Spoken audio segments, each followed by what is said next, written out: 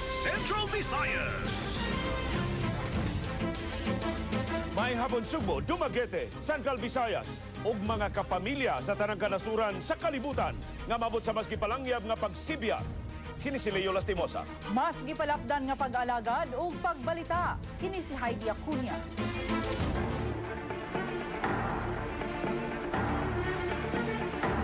Fishing boat nga way lisensya apan nag-sideline sa pagpamasahero sa Tubigon, Bohol paingon sa lungsod sa Cordoba dinhi sa Sugbo nitikyaob sa kadagatan duol sa isla sa Hilutungan. Napug-upat ka mga pasahero o mga tripulante ang naluwas human nag-utaw-utaw sud sa tunga sa adlaw ug tibok gabii sa kadagatan sa amihanang Sugbo ug sa dakbayan sa Karkar habagatang Sugbo. Si Ramil Ayuman sa report. Alas 3 paghapon sa hapon natikyaob ang pampot nga Junjun 2 sa Hilutungan Channel tungod sa kakusog sa hangin ug sa kadako sa bawd. Bingikan sila sa Tubigon, Bohol alas 11 gahapon sa buntag. 14 sila ka pasahero dala sa mga tripulante. Unom sa mga pasahero mga babay. Nakuan lagi kanang naigumis bawd ba nga dako ba? Kanang tulo kubok. Mga alas 3.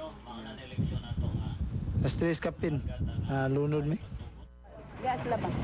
Pagkatikyaw sa pamboat, napadpad sila sa Karkar. Apan ganinang kadlawon, gipadpad sila balik sa Hilutungan Channel. Ang tulo ka survivors mingon nga naluwas sila tungod sa pagkapyot sa galon ng plywood. Pati nanugag sig pangtabang.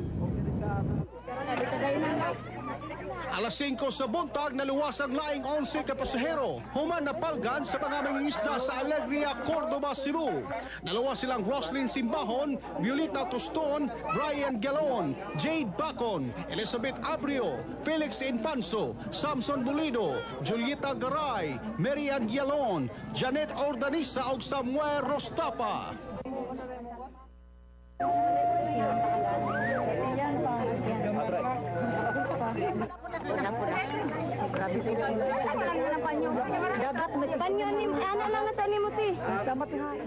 Dali silang gitambalan sa taga-Aero kung gida sa Barangay Hall sa Alegria sa lungsod sa Cordoba. Nanghila ko nga nabuhi ko ba? Bahala na wag tang among cellphone kwarta. So sa mong bag basta ang importante nga buhi mi. Kay makita naman ang kwarta o cellphone pero kinabuhi siya magiluwas. Mato ni Garay nga mutago na unta sila sa Nalsuan Island apan usa sila mga pasahero nga si Roslyn Simbahon insister nga mopadayon tungod kay duna siya giapas nga flight alas 6 gabi paingon sa Qatar apan gihapak sila kusog na bawd. Ramil Ayuman, ABS-CBN News. Nagtinulisukay ang tag-iya sa nalunod nga pump boat ug ang mga pasahero nga mo'y hinungdan sa ilang gidagatan. Apan ang kadakuan sa Philippine Coast Guard ni Bahad, silutan gyud ang operator sa pump boat nga nisupak sa mga lagda. Si Jun Reynadela sa follow-up report. Siya si Maria Roselyn Simbahon nga mo'y gibasol ni Cornelio Albura sa pagkalunod sa iyang panagatan. Namugo si Simbahon nga mulawig ang pump boat bisan sa pagdili sa Coast Guard tungod sa bagyong Feria. Padung unta si Simbahon sa Qatar aron adto manukad sa iyang tour padung sa Europa. Kami ko tanan mo nanakay na sa pampot.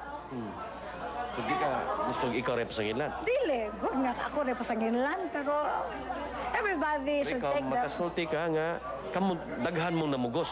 Di po rin namugos, pag abot na ako atong kung sa itong lugar, nagtapok na.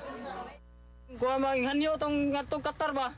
Nga nang nasa flight karon kay para kuha lagi para Qatar. Ya ako di ko sugot kay hangin god na kabaw ko signal number 1.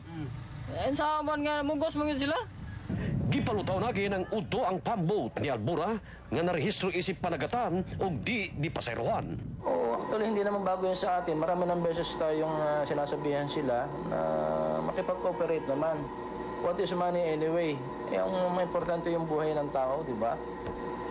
Apan kung ang laing naluwas nga si Violeta Tuston ang pasultion, hagad man sila namo dito sa pier. Sa Tubigon din. Isakay na lang po mi. pero giingon sila nga di silang biyahe. Di po mi masakay. So imong pasamot ani ron nga mabasol na to ang taga pambot ani. Awa hinuon po kay do mo pud sila apil mo pud sila kalunod. Si Violeta gihangop sa tumang kalipay sa iyang bana nga si David. Sawa pa sila mamauli na mahong daan ang mga nangapasmong survivors o ginuguan, tinuang isda o nilat ang baboy. June Reynadilla, ABS-CBN News.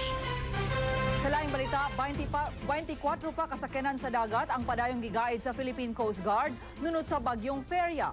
May kapino sa kalibo pa kapasahero ang natanggong sa pantalan sa Catbalogan, Samar. Si Edgar Escalante sa follow-up report.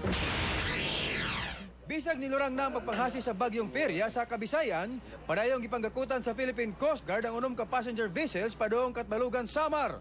O 18 ka motor bangkas padong Samar, Ormoc City ug Northern Cebu.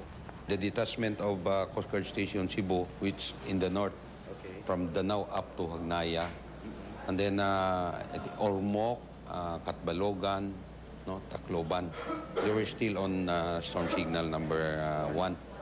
Mato ni Commander Gabisan, alas 6 gani ng buntag, ilan ang gipalarga ang mga barko padong sa Bohol o silingang probinsya nga wa na ipaubos sa public storm warning signal number 1. Edgar Escalante, ABS-CBN News.